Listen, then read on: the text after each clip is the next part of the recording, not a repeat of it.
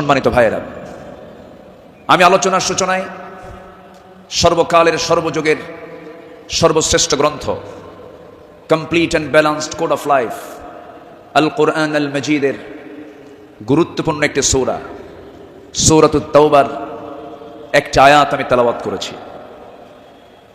সূরা তাওবার 100 নম্বর আয়াত আমি তেলাওয়াত দিয়ে শুরু করেছি। আয়াতটিকে সামনে রেখে কিছু কথা আমি বলতে চাচ্ছি। আল্লাহ যেন আমার মুখ থেকে সেই কথাগুলোই বের করে দেন যে কথাগুলো মুসলিম উম্মার জন্য এই মুহূর্তে দারুণ প্রয়োজন। সম্মানিত হাজিরিন, এই পৃথিবীতে শ্রেষ্ঠ মানুষ হচ্ছেন আম্বিয়ে কেরাম, এবং পৃথিবীর প্রথম মানুষও একজন নবী ছিলেন, আমাদের সবার পিতা সাইয়্যিদানা আদম আলাইহিসসালাতু ওয়াসসালাম। এবং এটার সিলসিলা শেষ হয়েছে খাতামুন নবিয়্যিন সরওয়ারে কায়নাত রাহমাতুল লিল আলামিন রাহমাতে আলম নবী মুকাররম জনাবে মুহাম্মদুর রাসূলুল্লাহ সাল্লাল্লাহু আলাইহি ওয়াসাল্লাম, তার সময় এসে নবুয়তের এই সিলসিলা শেষ হয়েছে। এরপরেই যাদের সম্মান মর্যাদা আল্লাহ পাক সবচাইতে বেশি দিয়েছেন তারা হচ্ছেন সাহাবায়ে কেরাম। আল্লাহ তাআলা তাদের সম্মান, তাদের মর্যাদা অনেক বেশি দিয়েছেন, এবং আল্লাহ নিজে তাদের শানে বলেছেন রাদিয়াল্লাহু আনহুম, আল্লাহ তাদের উপরে সন্তুষ্ট হয়েছেন। আল্লাহ নিজে যদি বলেন আমি তাদের উপরে সন্তুষ্ট হয়েছি, তাদের ঠিকানা কোথায় হবে? জান্নাত হবে, এটাই স্বাভাবিক। সেই সাহাবায়ে কেরামদের জীবন থেকে কিছু কথা, আমার নবীর আদর্শে গড়া সাহাবীদের বিপ্লবী জীবন, মুমিনের অনুসরণীয় পথ, এই বিষয়ে আমি আজকে কিছু কথা বলতে চাচ্ছি। ওয়ামা তাওফীকি ইল্লা বিল্লাহ আলাইহি তাওয়াক্কালতু ওয়া ইলাইহি উনীব। আসুন সোজা আমরা আলোচনার দিকে চলে যাই। যেহেতু এক রাত আমি পেয়েছি, আল্লামা সাঈদ রাহিমাহুল্লাহ এমন একজন ব্যক্তি ছিলেন, একটানা একজন আলোচক 5 দিন একই প্ল্যাটফর্মে কথা বলেছেন। এমন রেকর্ড বাংলার জমিন আজ পর্যন্ত কেউ দেখাতে পারেন নাই। বলি আলহামদুলিল্লাহ, জোরে বলি আলহামদুলিল্লাহ। সম্মানিত হাজিরিন, আমরা যে কিতাব নিয়ে বসেছি এই কিতাব আসমানি কিতাব। পৃথিবীর সকল কিতাব হলো দুনিয়ার, আর এই কিতাব হলো আসমানি, স্বতন্ত্র একটি কিতাব। আল্লাহ রাব্বুল আলামিন তার কালামে তার পরিচয় দিয়েই অনেক সূরার সামনে আগে এই কিতাবের সৌন্দর্য তুলে ধরেছেন, এই কিতাবের পরিচয় আগে তুলে ধরেছেন। যেমন কোরআন খোলার সঙ্গে সঙ্গেই আমরা পেয়ে যাই আমার রবের পরিচয় আলহামদুলিল্লাহি রাব্বিল আলামিন। এরপরে আমরা যখন সেকেন্ড সূরাতে আসি তখন পেয়ে যাই এই কিতাবের পরিচয় যালিকাল কিতাব লা রাইবা ফীহি। আবার আলে ইমরানে আসেন, এরকম পরিচয় পাওয়া যায়। সূরা ইয়াসিন, সূরা রহমান, সূরা ইউসুফ, অনেক সূরার শুরুতে আল্লাহ রাব্বুল আলামিন আগে এই কিতাবের সৌন্দর্য তুলে ধরেছেন। আল্লাহ রাব্বুল আলামিন বলেন আর রহমান আল্লামাল কুরআন খালাকাল ইনসানা আল্লামাহুল বায়ান আশ-শামসু ওয়াল কমারু বিহুসবানি ওয়ান নাজমু ওয়াশ-শাজারু ইয়াসজুদান। জোরে বলুন আল্লাহু আকবার। তিনি রহমান, যিনি বান্দাকে কোরআন শিক্ষা দিয়েছেন। আবার ইয়াসিনে চলে যান, ইয়াসিন ওয়াল কুরআনিল হাকীম ইন্নাকা লামিনাল মুরসালিন আলা সিরাতিম মুস্তাকিম। আল্লাহ রাব্বুল আলামিন এই কিতাবের পরিচয় অনেক সূরার শুরুতেই দিয়েছেন। আগে কিতাব সম্পর্কে বান্দা বুঝে নাও, সচরাচর অন্য কিতাবের মতো এই কিতাব এমনটা নয়। আল্লাহ রাব্বুল আলামিন এই বান্দার জন্য কিতাবটাকে কি করে দিয়েছেন?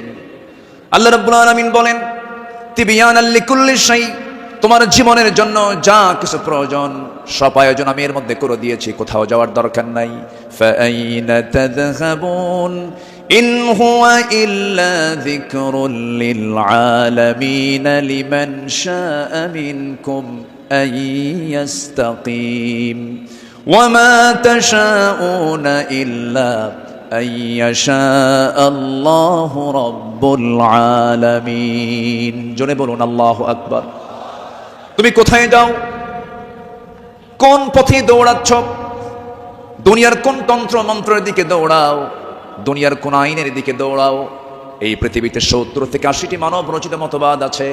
সমস্ত মতবাদকে তোমার ধিক্কার মারতে হবে, পচা বস্তাগুলোকে ফেলে দিয়া আল্লাহর আহ্বান হলো ইনহুয়া ইল্লা যিকির, এই জিকিরের দিকে চলে আসো। কোরআন তোমাকে সুপারিশ করে জান্নাতের দরজায় পৌঁছায়া দেবে। কোরআনের দল ছাড়াও এই দেশে আরো দল আছে না নাই? আসতে বলবেন না, আছে না নাই? ইসলামী দল ছাড়া আরো দল এই দেশে আছে না নাই? কিন্তু আল্লাহর কাছে মনোনীত দল একটাই, ইন্নাদ-দীনা ইনদাল্লাহিল ইসলাম।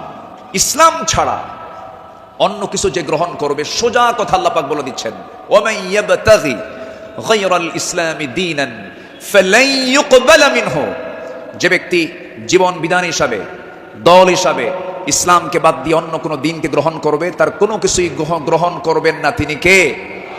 এই কথা কে বলেছেন? অতএব দল করতেই হবে, সেই দল হতে হবে কার দল? আসতে বলবেন না, কার দল? আল্লাহ রাব্বুল আলামিন বলেন, ইন্নামা ওয়ালিয়্যুকুমুল্লাহু ওয়া রাসূলুহু ওয়াল্লাযীনা আমানুল্লাযীনা ইউকিমুনাস সালাতা ওয়া ইউতুনাজ যাকাতা ওয়া হুম রাকিউন ومن يتول الله ورسوله والذين آمنوا فإن حزب الله هم الغالبون। যারা আল্লাহর দল করবে তারাই বিজয়ী হবে। ঘোষণাকার, ঘোষণাকার আল্লাহ। ছাড় দেন কিন্তু ছেড়ে দেন না, ঠিক কিনা? ছাড় দেন কিন্তু ছেড়ে দেন না। দেখেন না, যাওয়ার রাস্তা পাইল না, শেষে ভাঙ্গা হেলিকপ্টারে বিদায় নিল, ঠিক কিনা? যুগে যুগে যারাই আসমানি কিতাব নিয়ে ষড়যন্ত্র করেছে, যুগে যুগে যারাই জগতের শ্রেষ্ঠ সন্তান আলেমদেরকে নিয়ে ষড়যন্ত্র করেছে, তাদের অবস্থায় ফিরআউনদের মতো হয়েছে, হামানদের মতো হয়েছে, নমরুদদের মতো হয়েছে। সম্মানিত ভাইরা, এই কোরআনকে আমরা মানব শুধু নামাজে না সমাজেও? এই কোরআনকে মানতে হবে এক জায়গায় না সব জায়গায়? সব জায়গায় মানবো, জোরে বলি ইনশাআল্লাহ। এর মধ্যে কোনো তথ্য বাদ পড়েনি, সব তথ্য আল্লাহ পাকের মধ্যে দিয়েছেন। মিন শাইইন ওয়ালা আসগরা মিন যালিকা ওয়ালা আকবারা ইল্লা ফি কিতাবিম মুবিন। এমন কোন ছোট বিষয় নাই যা বাদ পড়েছে, আবার এমন কোন বড় বিষয় নাই যা বাদ পড়েছে, সব বলে দিয়েছেন তিনি আমার কে? আল্লাহ পাক। আল্লাহ তাআলা একটা সূরা নাযিল করেছেন, সূরাতুন নাহল, মৌমাছি। শতকের পর শতক, হাজারো গবেষণার পরে সর্বপ্রথম 1973 সালে অস্ট্রিয়ান একজন বিজ্ঞানী কার্ল ভন ফ্রিশ মৌমাছির জীবন চক্র নিয়ে গবেষণা করে তিনি নোবেল পুরস্কার পান। তিনি এই বিষয়ে একটা বইও লিখেছেন যার নাম হলো দ্য ড্যান্সিং বিজ। তিনি সর্বপ্রথম ফটোগ্রাফির মাধ্যমে প্রমাণ করে দেখিয়েছেন মূলত ফিমেল ওয়ার্কার বি, মধু সংগ্রহ এবং মৌচাক নির্মাণের মূল কর্মী তারা। অথচ মহান রব্বুল আলামিন আজ থেকে ১৫০০ বছর আগে এই নারী কর্মী মৌমাছির কথা জানিয়ে দিয়েছেন কোরআনে ১৫০০ বছর আগে। জোরে বলি সুবহানাল্লাহ।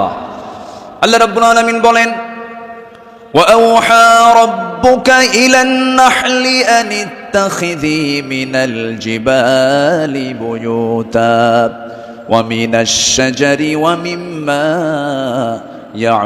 يَعْرِشُونَ। জোরে বলুন আল্লাহু আকবার। আমার বন্ধুগণ, নাম্বার 2 হলো আল্লাহ রাব্বুল আলামিন এই মৌমাছি যে তথ্যগুলো দিয়েছেন সেই তথ্যের হালে এসে তারা বলতেছে কিন্তু ১৫০০ বছর আগে আল্লাহ রাব্বুল আলামিন তা জানিয়ে দিয়েছেন।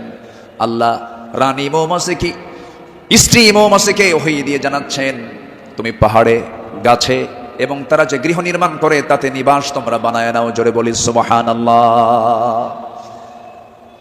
নাম্বার 2, তিনি প্রমাণ করেছেন যখন একটি কর্মী মৌমাছি নতুন ফুলের বাগান বা উদ্যান খুঁজে পায় তখন সে অন্য মৌমাছিদের সঠিক পথের দিক নির্দেশনা দেয়। কার্ল ভন ফ্রিচ এই নামের নাম দেন, এই নাচের নামটা দেন হচ্ছে ওয়াগল ড্যান্স, যা পৃথিবী জুড়ে সাড়া ফেলে। অথচ এই তথ্য কোরআনের কাছে অনেক পুরাতন। মহান আল্লাহ তাআলা ১৫০০ বছর আগে এটাও জানিয়ে দিয়েছেন। জোরে বলি সুবহানাল্লাহ। আল্লাহ রাব্বুল আলামিন বলেন, সুম্মা কুলি মিন কুল্লি সামারাতি ফাসলুকি সুবুলা রাব্বিকা যুলুলা। জোরে বলুন আল্লাহু আকবার। তুমি প্রত্যেক ফল থেকে আহার করো এবং তুমি আমার রবের সহজ পথে চলো। আল্লাহু আকবার। বিজ্ঞান হালে বলছে, কোরআন ১৫০০ বছর আগে বলছে। তাহলে এখন বলুন, বিজ্ঞান কোরআন বিজ্ঞান থেকে নিয়েছে না বিজ্ঞান কোরআন থেকে ধার করেছে? বিজ্ঞান কোরআন থেকে ধার করেছে। এখানে শেষ নয়। নাম্বার ৩, বর্তমান সময়ে বিজ্ঞানীরা নিখুঁত গবেষণার মাধ্যমে প্রমাণ করেছেন আসলে মধু বের হয় মৌমাছির পেট থেকে। মৌমাছির পেট থেকে। এই আশ্চর্য তথ্যটিও মহান রব্বুল আলামিন ১৫০০ বছর আগেই জানিয়ে দিয়েছেন। সুবহানাল্লাহ। আল্লাহ রাব্বুল আলামিন বলেন, ইয়াখরুজু মিন বুতুনিহা শারাবুম মুখতালিফুন আলওয়ানুহু ফীহি শিফাউন লিন-নাস ইন্না ফী যালিকা লাআয়াতান লিকাওমিন ইয়াতাফাক্কারুন। জোরে বলুন আল্লাহু আকবার। তার পেট থেকে এমন পানীয় বের হয় যা রং ভিন্ন ভিন্ন, যাতে রয়েছে মানুষের জন্য রোগ নিরাময়। নিশ্চয় এতে নিদর্শন রয়েছে সেই কওমের জন্য যারা চিন্তা করে। জোরে বলি সুবহানাল্লাহ। আল্লাহ তাআলার কি একটা ফার্মাসিউটিক্যাল কোম্পানি, কি বিশাল বড় একটা ফ্যাক্টরি আল্লাহ পাক মৌমাছিকে এই দায়িত্ব দিয়ে দিয়েছেন। ১ পাউন্ড মধু বানাতে ৫৫০ মৌমাছিকে প্রায় ২০ লাখ ফুলে ভ্রমণ করতে হয়। সুবহানাল্লাহ বলবেন না? সেখানে একটা কর্মী মৌমাছিকে ৮০,০০০ কিলোমিটার পথ অতিক্রম করতে হয়। অন্য একটি গবেষণায় এসেছে ১৪.৫ লাখ কিলোমিটার পথ অতিক্রম করতে হয়, যা দিয়ে পুরো পৃথিবীটাকে ৩ বার প্রদক্ষিণ করা সম্ভব। শুধু ১ পাউন্ড মধু তৈরিতে মৌমাছির এত কষ্ট করতে হয়। আল্লাহু আকবার বলেন। মহান আল্লাহ তাআলা এই মৌমাছির মধ্যে সঠিক পরিমিত তাপমাত্রা বোঝার মতো আশ্চর্য একটা ক্ষমতা দিয়েছেন। মৌচাকের সঠিক তাপমাত্রা ৩৫ ডিগ্রি সেলসিয়াস থাকা প্রয়োজন। যদি কখনো তাপমাত্রা এর কম ৩০ ডিগ্রিতে নেমে আসে, তখন মৌমাছিগুলো সবাই একত্রিত হয়ে তাদের ডানাগুলো ঝাঁপিয়ে তাপমাত্রা বৃদ্ধি করে। জোরে বলে সুবহানাল্লাহ। আবার যদি কখনো তাপমাত্রা বেড়ে ৪০ ডিগ্রি হয়ে যায়, তখন আবার তারা উল্টো দিকে ডানা ঝাপটিয়ে মৌচাকে তাপমাত্রা ঠান্ডা করে। তখন আবারও ৩৫ ডিগ্রি তাপমাত্রায় নিচে স্বাভাবিক হয়ে যায়, নিচে নেমে আসে। এগুলো কার কুদরত? আসতে বলবেন না, কার কুদরত? আল্লাহর কুদরত। সম্মানিত ভাইয়েরা, আল্লাহ রাব্বুল আলামিন এই কিতাবের ভিতরে হাদিদ নামে, লোহা নামে একটা সূরা নাজিল করেছেন। সূরার নাম কি? হাদিদ, লোহা। লোহা ছাড়া কিছুই হয় না। এই লোহা নিয়ে বিজ্ঞান গবেষণা করে বলছে, আধুনিক বিজ্ঞান বলতেছে লোহার সৃষ্টি পৃথিবীতে নয়, বরং লোহা এসেছে বহির জগৎ থেকে, আকাশ থেকে। কারণ পৃথিবীর পরিবেশে লোহা উৎপাদনের জন্য অনুপযোগী।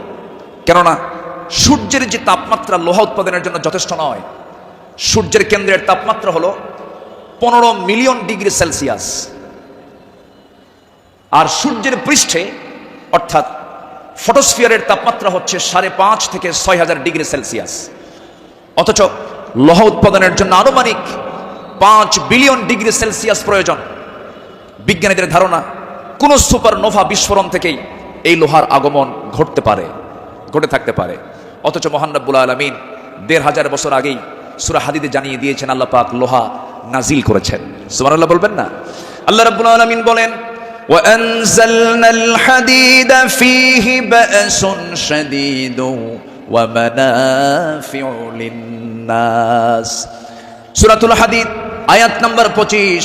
মহান রব্বুল আলামিন বলেন, আমি লোহা নাজিল করেছি যাতে রয়েছে প্রচন্ড শক্তি, মানুষের জন্য বহুবিধ উপকার। জোরে বলি সুবহানাল্লাহ। তাহলে বিজ্ঞান এগুলো প্রমাণ করেছে না কোরআন থেকে ধার করেছে? কোরআন থেকে ধার করেছে। বিজ্ঞান দিয়ে কোরআন যাচাই হবে না, কোরআন দিয়ে বিজ্ঞান যাচাই হবে। কোন আইন দিয়ে কোরআনকে ব্যর্থ করার চেষ্টা করলে সে ব্যর্থ হবে। কোরআন দিয়ে পৃথিবীর সকল আইনকে ব্যর্থ করতে হবে।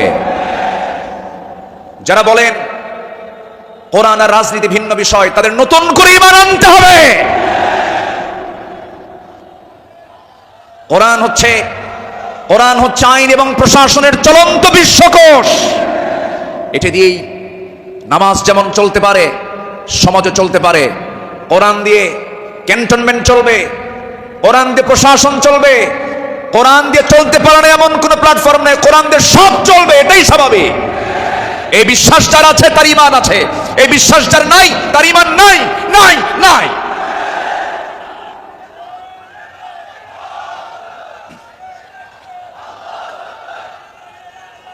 সম্মানিত ভাইয়েরা, সম্মানিত বন্ধুগণ, তাহলে সব সমস্যার সমাধান কি কোরআন করতে পারে? আসতে বলবেন না, পারে। এখন বাংলাদেশের সবচাইতে বড় সমস্যা কি জানেন? গদি সমস্যা। কি সমস্যা বলেন? গদি সমস্যার সমাধান তো মনে হয় কোরআনে নাই। একটা আয়াত আছে, আয়াতুল কুরসি। আয়াতুল কুরসি। কুরসিয়ন মানে কি? গদি। কুরসিয়ন মানে কি? গদি। গদিটা মূলত কার? আসতে বলবেন না, গদিটা মূলত কার? আল্লাহ। ক্ষমতা কারোই না, ক্ষমতা একমাত্র কার? আল্লাহ। কোরআন সম্পর্কে সংক্ষিপ্ত একটা ধারণা, আল্লাহর সিস্টেম মতোই আল্লাহ এই পদ্ধতিতেই তিনি আলোচনা করেছেন। কোরআনে তার কথাগুলো এইভাবে আসছে। আসুন আমরা এখন মূল ওই আয়াতটার দিকে আমরা চলে যাচ্ছি। সম্মানিত বন্ধুগণ, আমার নবীর আদর্শে গড়া সাহাবীদের বিপ্লবী জীবন, মুমিনের অনুসরণীয় পথ। আমাদের পথ তো সেই পথ যে পথে আমার রাসূল চলেছেন, যে পথে সাহাবীরা চলেছেন। এই পথ ছাড়া আমাদের দ্বিতীয় কোনো পথ আছে? আসতে বলবেন না, আছে। সেই সাহাবীদের সম্মানটা কত! আল্লাহ রাব্বুল আলামিন বলেন, والسابقون الأولون من المهاجرين والأنصار والذين اتبعوهم بإحسان رضي الله عنهم ورضوا عنه وأعد لهم جنات تجري تحتها الأنهار خالدين فيها أبدا ذلك الفوز العظيم জোরে বলুন আল্লাহু আকবার। মুহাজির এবং আনসারদের মধ্যে যারা ঈমানে প্রথমে যারা অগ্রগামী হয়েছে এবং যারা নিষ্ঠার সাথে তাদের অনুসরণ করেছে, আল্লাহ তাদের সকলের প্রতি সন্তুষ্ট হয়েছেন, তারাও তার প্রতি সন্তুষ্ট হয়েছেন। আল্লাহ তাদের জন্য এমন জান্নাত রেখে দিয়েছেন যার নিজ দিয়ে নহর প্রবাহিত। আল্লাহ তাআলা সেই জায়গায় তাদেরকে চিরকাল রাখবেন, আর এটার চাইতে মহা সাফল্যের অন্য কিছু হতে পারে না। জোরে বলি সুবহানাল্লাহ। আমার ভাইরা, যাদের প্রতি আল্লাহ রাজি হন তারাই তো আমাদের অনুসরণীয় হওয়ার কথা। যারা আল্লাহর রহমত প্রাপ্ত বান্দা, যাদের দুনিয়াতে জান্নাতের সংবাদ দিয়েছেন, এমন 10 জন সাহাবী ছিলেন যাদেরকে আল্লাহ রাব্বুল আলামিন দুনিয়াতে জান্নাতের সংবাদ তাদের কানে শুনিয়ে দিয়েছেন। জোরে বলি সুবহানাল্লাহ। একজন সাহাবীকে যদি কেউ ফলো করতে পারে তার জন্য জান্নাত ইজি হয়ে যাবে। আস-সাহাবাতু কান-নুজুম, সাহাবীরা হচ্ছে আকাশের নক্ষত্রের সমান। আল্লাহু আকবার বলেন। সম্মানিত ভাইয়েরা, মুমিনদের অনুসরণীয় যে পথ, আমি 10টা পয়েন্ট আমি কথা বলতে চাই। নাম্বার 1, আল্লাহ এবং রাসূলের প্রতি বিনম্র চিত্তে অটুট আনুগত্য। আল্লাহ এবং রাসূলের প্রতি বিনম্র চিত্তে অটুট আনুগত্য, এটা ছিল সাহাবীদের জীবনের সবচেয়ে বড় আমল। বলি আলহামদুলিল্লাহ। সম্মানিত ভাইরা, আল্লাহ রাব্বুল আলামিন সুন্দর করে এই ব্যাপারে বলছেন। আল্লাহ রাব্বুল আলামিন বলেন, ইয়া আইয়ুহাল্লাযীনা আমানু আতিউল্লাহা ওয়া রাসূলাহু ওয়া লা তাওয়াল্লাউ আনহু ওয়া আনতুম তাসমাউন। জোরে বলুন আল্লাহু আকবার। সূরাতুল আনফাল আয়াত নাম্বার 20, মহান রব্বুল আলামিন বলেন, হে বিশ্বাসীরা, তোমরা আল্লাহ এবং তার রাসূলের তোমরা আনুগত্য করো। তার নির্দেশ শ্রবণ করার পরেও তার আনুগত্য থেকে তোমরা কখনো মুখ ফিরিয়ে নেবে না। আল্লাহ রাব্বুল আলামিন সুন্দর করে হুকুম আকারে দিয়েছেন। আমার বন্ধুগণ, আনুগত্য ছাড়া, ইত্তেবা ছাড়া বান্দা কখনো জান্নাত পেতে পারে না। মহান রব্বুল আলামিন আরেক জায়গায় কুনতুম তুহিব্বুনাল্লাহা ফাত্তাবিউনি ইউহিব্বুকুমুল্লাহু ওয়া ইয়াগফির লাকুম যুনুবাকুম ওয়াল্লাহু গফুরুর রহিম। জোরে বলুন আল্লাহু আকবার।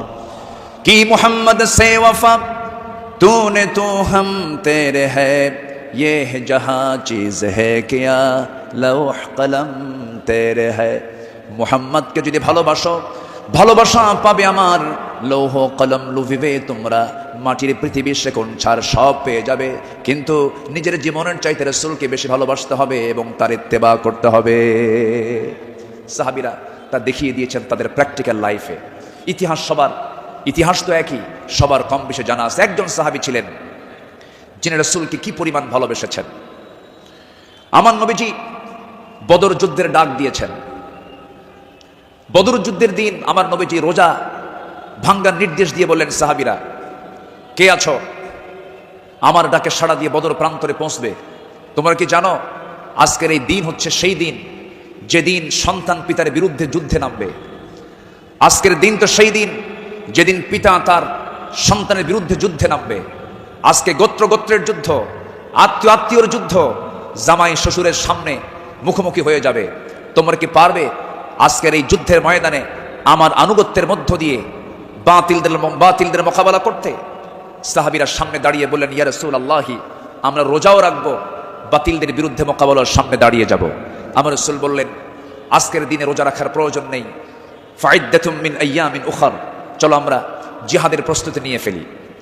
আমার নবীজি যুদ্ধের ময়দানে হাজির হয়ে গেলেন।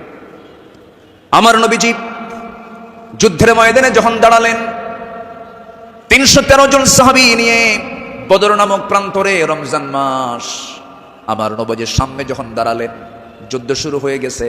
ওই যুদ্ধের ময়দানে 313 জন সাহাবীর ভিতরে 2 জন সাহাবী ছিলেন, তাদের বয়স একদম কম ছিল, মুআজ এবং মুআজ। এই 2 জন ছোট্ট সাহাবী, 11 এবং 13 বছর বয়স। এই 2 জন সাহাবী নবীর কাছ থেকে পারমিশন নিয়ে নিলেন, যুদ্ধের ময়দানে গিয়া প্রথম কাতারে দাঁড়ায় গেছে। এক সাহাবীকে ডাক দিয়ে বলছে, ও আমার চাচা আবু জেহেল কোথায়? আবু জেহেল দিয়ে কি করবা? সঙ্গী ছোট্ট 2 জন দারাজ গলায় দারাজ কণ্ঠে বলে ফেলতেছে, আমরা শুনেছি আবু জেহেল নাকি রাসূলকে খুব কষ্ট দিত, খুব জুলুম করত। আজকে আমরা কারো বিরুদ্ধে যুদ্ধ করতে আসি নাই, আবু জেহেল আজকে দুনিয়া থেকে বিদায় করার জন্য আজকে আমরা যুদ্ধে হাজির হয়েছি। ছোট্ট বাচ্চা মানুষ, ছোট কিন্তু ইমান খুব বড়, মজবুত ইমান। এই ছোট্ট বাচ্চার কথা শুনে ওই সাহাবী আশ্চর্য হয়ে গেলেন। সাহাবী আশ্চর্য হয়ে বলতেছে, তোমরা কি তাকে সত্যি হত্যা করবে নাকি? হত্যা করব। ওই যে দেখা যায় ঘোড়ার পিঠে বসে আছে, 2 দিকে পা ছেড়ে দেওয়া। শুধু বলতে দেরি হয়েছে, যেতে দেরি হয় নাই। সিংহের মতো গর্জন দিয়া বাস পাখির মতো উড়ন্ত হয়ে দৌড় মারা শুরু করে দিয়েছে। আবু জেহেলের 2 পাশে 2 জন দাঁড়ায় গেছে। লোকজন টের পায় না এটা কোন গ্রুপের মানুষ। 2 জন ছোট্ট বাচ্চার হাতে ছোট্ট তরবারি ছিল, এত জোরে সজোরে আঘাত করেছে 2 জন মিলে। আল্লাহু আকবার বলে আবু জেহেল ওই যে জমিনে ধরাশয়ী হয়ে পড়ে গেছে, কোমর সোজা করে আবু জেহেল আর দাঁড়াতে পারে নাই। এইদিকে বড় ভাই মুআজের পিছন থেকে একজন কাফের এসে তার ডান হাতে পিছন দিক থেকে তরবারির যখন একটা আঘাত দিয়েছে, এক আঘাতে তার ডান হাতটা চামড়ার সঙ্গে ঝুলতে লাগলো। ঝনঝন করে তরবারি পড়ে গেছে। যুদ্ধ করবেন কেমনে, তার ডান হাতটা ঝুলতেছে চামড়ার সাথে। দৌড় মেরে চলে গেছেন, বাম হাতে তরবারি তুলে নিয়েছেন। যুদ্ধ থামালেন না। যুদ্ধ চালাতে গিয়ে দেখা গেল ডান হাতটা চামড়ার সঙ্গে ঝুলে আছে, ঝুলন্ত হাতটা এসে বাম হাতে বারবার ধাক্কা খাচ্ছে, ডিস্টার্ব হচ্ছে মনে করে ঝুলন্ত ডান হাতটা বাম্পারের নিচে রেখে এত জোরে টান মারলেন, এক টানে হাতটা ছিটকে পড়ে গেল। বাম হাতে যুদ্ধ চালাতে লাগলেন। বাম হাত পিছন দিক থেকে আঘাত করে তার কেটে ফেলে দিল। ঝনঝন করে তরবারি পড়ে গেছে, আর যুদ্ধ করতে পারছেন না। যুদ্ধ করবেন কেমনে, 2 হাতিতে চলে গেছে। আরেকজন কাফের এসে গর্দান বরাবর যখন আঘাত এনেছে, দুনিয়া থেকে এই ছোট্ট 13 বছরের নাবালক সন্তান দুনিয়া থেকে বিদায় নিয়ে গোটা বিশ্ববাসীকে জানান দিচ্ছে, ও পৃথিবীর মানুষ, আমরা দিন কায়েমের জন্য যে জীবন দিলাম, এমন করেই দিন কায়েমের পথে জীবনটা দিতে হয়। জোরে বলি সুবহানাল্লাহ, আরো জোরে বলি সুবহানাল্লাহ, আরো জোরে বলি সুবহানাল্লাহ। একটু জিকির করি লা ইলাহা, আরো জোরে লা ইলাহা। স্পিকার আওয়াজটা নাই, খুব আওয়াজ কম হচ্ছে, বলেন যে কানে আওয়াজ দিতে হবে।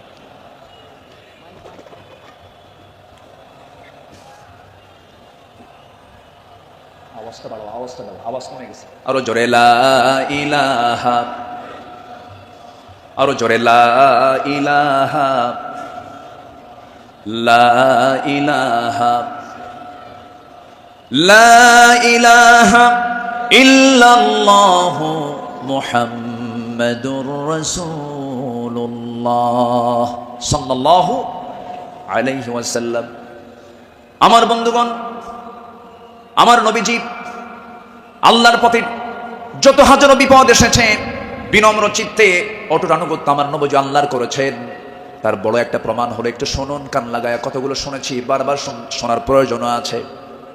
নবীজি তার জীবনের সবচাইতে বেশি মার খেয়েছেন দুই জায়গায়, একটা হলো তায়েফের ময়দান, আরেকটা হচ্ছে উহুদের ময়দান। তায়েফের ময়দানের আঘাতটা আমার নবীজির যে পরিমাণ লেগেছিল, মাথা থেকে পা পর্যন্ত ক্ষত বিক্ষত হয়ে পড়েছিল, এমন কোন জায়গা নাই যে জায়গায় নবীজির দাগ ছিল না। উহুদের ময়দানে তিনি দাঁত হারিয়েছেন, খন্দকের পরীক্ষা খনন করতে গিয়ে তিনি তার কোমর হারিয়েছেন। যখন পরীক্ষা খনন করতে গেছেন, 4 দিনের না খাওয়া রাসূল পরীক্ষা খনন করতে গিয়ে ওই যে কোমর কুঁজো হয়ে গিয়েছিল, মৃত্যুর দিন পর্যন্ত আমার নবীজি কোমর সোজা করে দাঁড়াতে পারেন নাই। এত বড় কঠিন মুসিবতের সম্মুখীন আমার নবীজি হয়েছেন। সবচেয়ে কঠিন টাইম চলে গেছে হলো তায়েফের ময়দানে। বুক ভরা নিয়ে কালিমার দাওয়াত দিতে গেছেন, কিন্তু সেই জায়গায় গিয়ে আমার নবীজি ফুল পেয়েছেন না পাথর পেয়েছেন? ফুল পেয়েছেন না পাথর পেয়েছেন? পাথর পেয়েছেন। কিন্তু আমার নবীজি রক্তাক্ত অবস্থায় পড়ে থাকলেন, জুতার তলার সঙ্গে পায়ের তলার জমাট বেঁধে গেছে, নবীজি দাঁড়াতে পারছেন না, সেন্সলেস হয়ে পড়েছিলেন। কিন্তু যখন হোঁশটা ফিরে আসলো, মালাকুল জিবাল এসে নবীকে লক্ষ্য করে বলছেন, ইয়া রাসূলুল্লাহ, দুই দিকের পাহাড় দিয়ে চাপা দিয়ে এদেরকে আমি শেষ করে দিই, আপনি শুধু অর্ডার করেন। জবাবে আমার রাসূল বললেন, লা বাল আরজু আন ইউখরিজাল্লাহ মিন আসলাবিহিম মান ইয়াবুদুল্লাহ ওয়াহদাহু লা ইউশরিকা বিহি শাইআন। সহিহ মুসলিমের হাদিস এসেছে, রাসূল বললেন, না না ও ফেরেশতা, এদেরকে চাপা দিয়ে মেরো না। আমি আশা করি এদের ঔরস থেকে যে সন্তান জন্ম নেবে তারা আল্লাহর ইবাদত করবে। জোরে বলি সুবহানাল্লাহ। রাসূল তাদেরকে মাফ করে দিয়েছেন। আমার বন্ধুগণ, আমার নবীজি আনুগত্য কাকে বলে আল্লাহ রাসূল তা শিখিয়ে দিয়েছেন, সাহাবাদের জীবনে তা শিখিয়ে দিয়েছেন। সাহাবে কেরাম রাসূলকে জীবন দিয়ে ভালোবেসেছেন। মিকদাদ রাদিয়াল্লাহু তাআলা আনহু রাসূলকে সামনে দাঁড় করিয়ে বলছেন, ইয়া রাসূলুল্লাহি ওয়াল্লাহি ইয়া রাসূলুল্লাহ লা নাকুলু কামা ক্বালাত বানু ইসরাঈল লিমূসা ফাযহাব আনতা ওয়া রাব্বুকা ফাকাতিলা ইন্না হাহুনা কাঈদুন ওয়ালাকিন্নানা নুকাতিলু আন ইয়ামিনিক ওয়া আন ইয়াসারিক ওয়া মিন বাইনি ইয়াদাইক ওয়া মিন খালফিক। জোরে বলি আল্লাহু আকবার। হে রাসূল, আমাদের কেমন পাবেন না, যেমন করে মুসার উম্মত মুসাকে বলেছেন, এমন করে আমরা তা বলবো না, আপনাকে বলবো, আমরা আপনার ডান থেকে বাম থেকে সামনে থেকে পিছন থেকে যখন ডাক দিবেন বাতিল শক্তির মোকাবেলায় ঝাঁপ দিয়ে পড়বো। জোরে বলি আল্লাহু আকবার। আমার নবীর চেহারায় আনন্দের ঝলকানি প্রকাশ পেল। সাহাবীরা আমার নবীর চতুর্পার্শ্বে সবসময় ছায়া দিয়ে রেখেছেন। জীবনের চাইতে তারা রাসূলকে বেশি ভালোবেসেছেন। আনুগত্য কাকে বলে? এই পৃথিবীতে প্রধান কাতারে যারা ছিলেন তারা হচ্ছেন সাহাবে কেরাম। সাদ ইবনে মুআজ রাদিয়াল্লাহু তাআলা আনহু বদর যুদ্ধের দিন মৃত্যুর ভয় না করে নবীর আনুগত্যে দাঁড়িয়ে দীপ্ত কণ্ঠে বলেছিলেন, ফাওয়াল্লাযী বাআসাকা বিল হক লাউ ইসতা'রাদতু বিনা হাযাল বাহরা ফাকুদতাহু লাখুদনাহু মা'আক। সেই সত্যের কসম যিনি আপনাকে সত্য সহ প্রেরণ করেছেন, যদি আপনি আমাদেরকে আজকে সমুদ্রের দিকে অগ্রসর হতে বলেন তাতেও প্রবেশ করেন, আমরা সাথে সাথে আপনার অনুসরণ করে আমরাও সমুদ্র বক্ষে ঝাঁপ দেব, কোনো পরোয়া করব না। জোরে বলি আল্লাহু আকবার। আমার বন্ধুগণ, নাম্বার 2 আমরা চলে আসি দান এবং দানশীলতায়, রাসূলের আদর্শ এবং সাহাবীদের অনুসরণ। আমার নবীজির দান, তার যে দানশীলতার ব্যাপারে হাদিস এসেছে, তিনি প্রবাহিত বাতাসের মতো দান করতেন। কানা রাসূলুল্লাহ সাল্লাল্লাহু আলাইহি সাল্লাম আজওয়াদান নাস ফালা রাসূলুল্লাহ সাল্লাল্লাহু আলাইহি সাল্লাম আজওয়াদু বিল খাইর মিনার রিহিল মুরসালা। আমার নবীজি প্রবাহিত বাতাসের মতো তিনি দান করতেন। যখন শুরু করতেন দান থামতো না, অবারিত দান করতেন। জোরে বলি সুবহানাল্লাহ।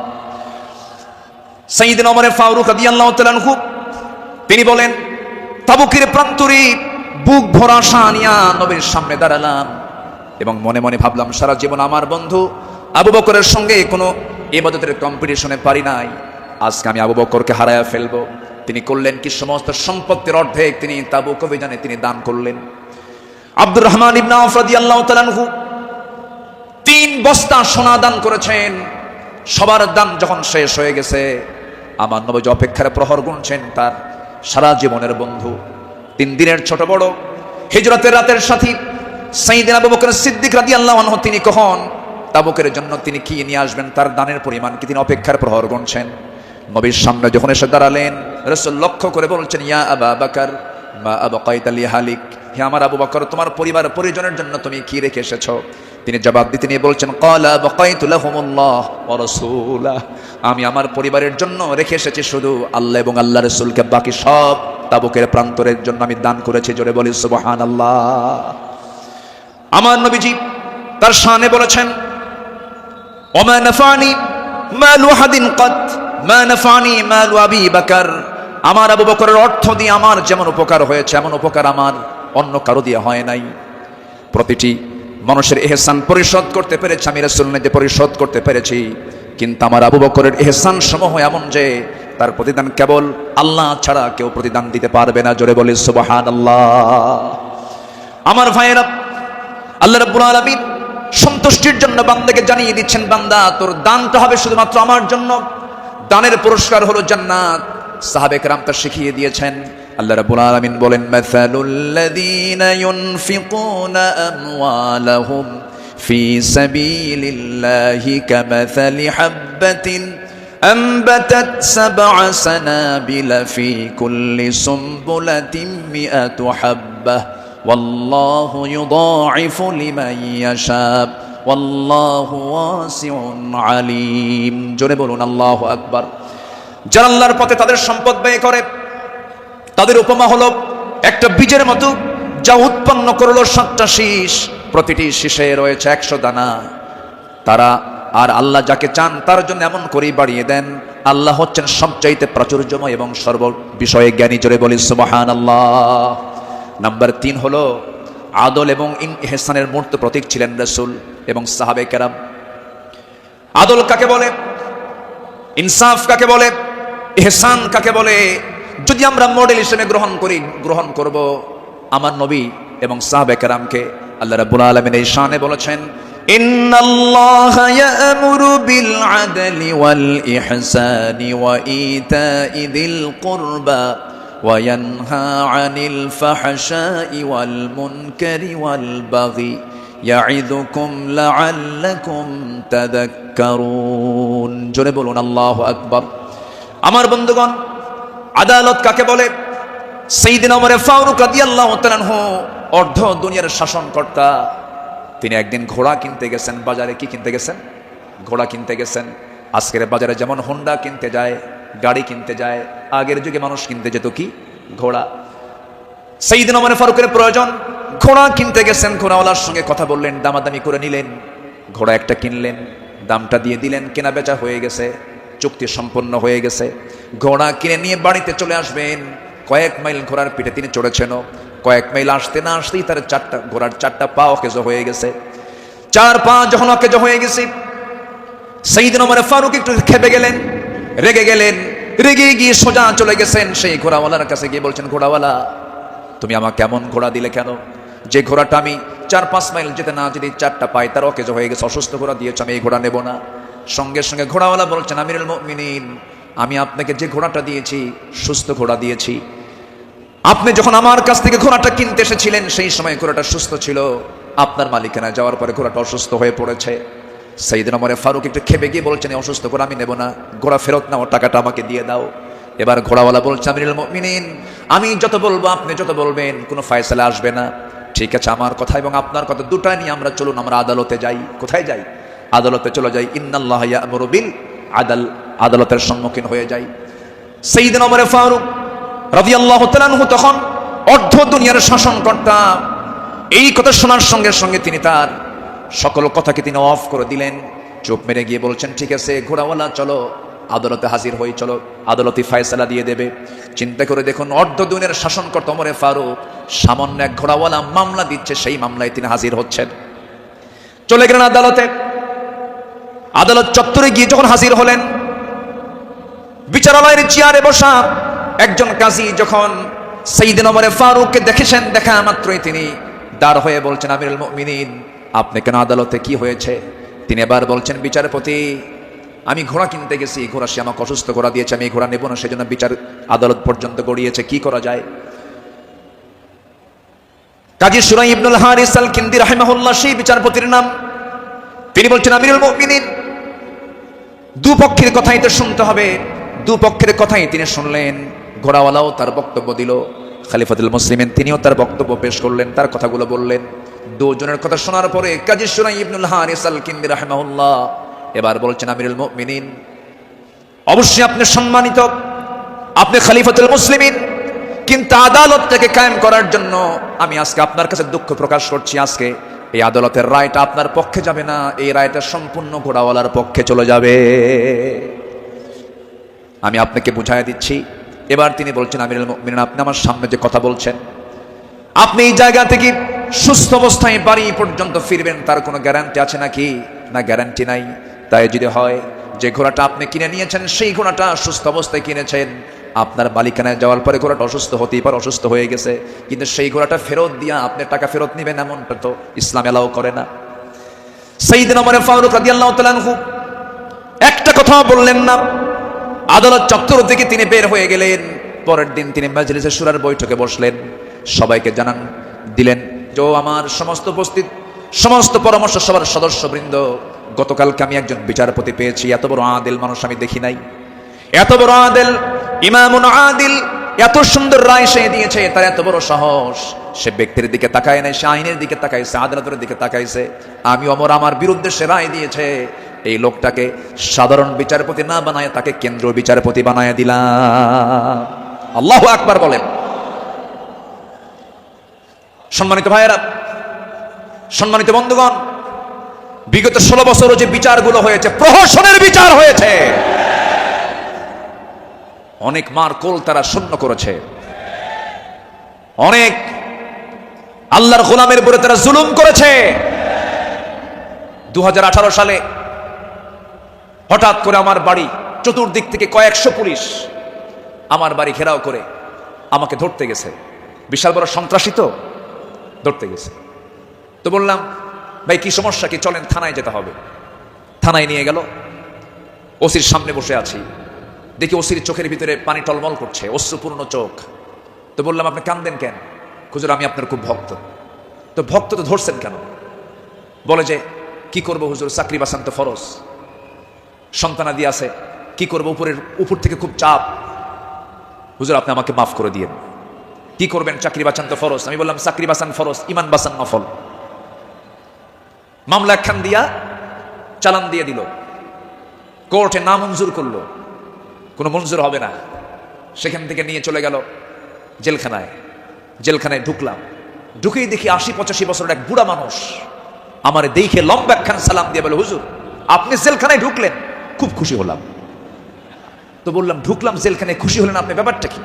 বলে, হুজুর দূর থেকে ওয়াজ শুনি, দূর থেকে আলোচনা শুনি, কাছে যেতে পারি না, মুসাফা করতে পারি না, একটু মনের কথাগুলো বলবো তাও পারি না।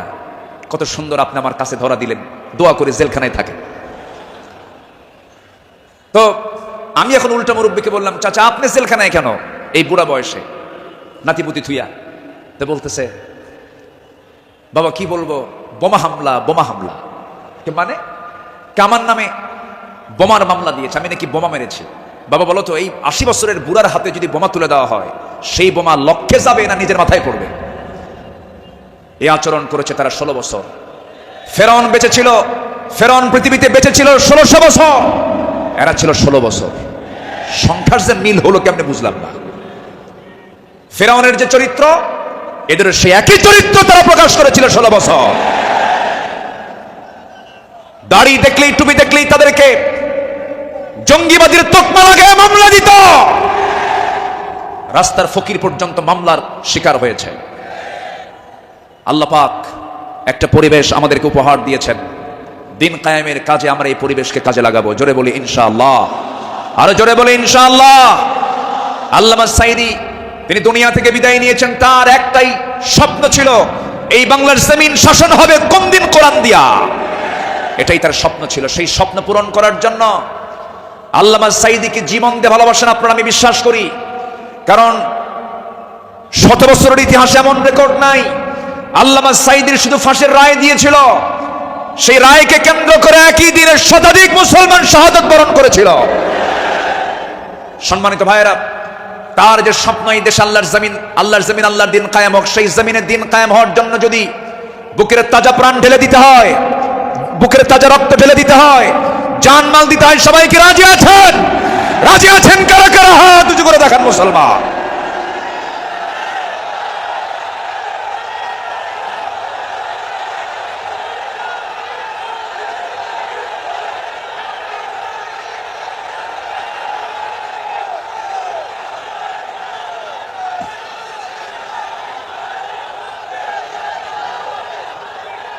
আল্লাহ কবুল করুন, জোরে বলে আমিন, আরো জোরে আমিন।